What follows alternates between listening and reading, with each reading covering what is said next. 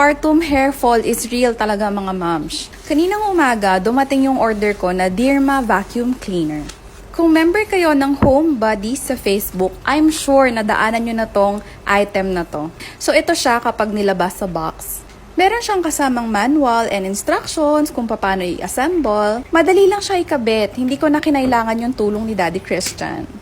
So tara, try na natin.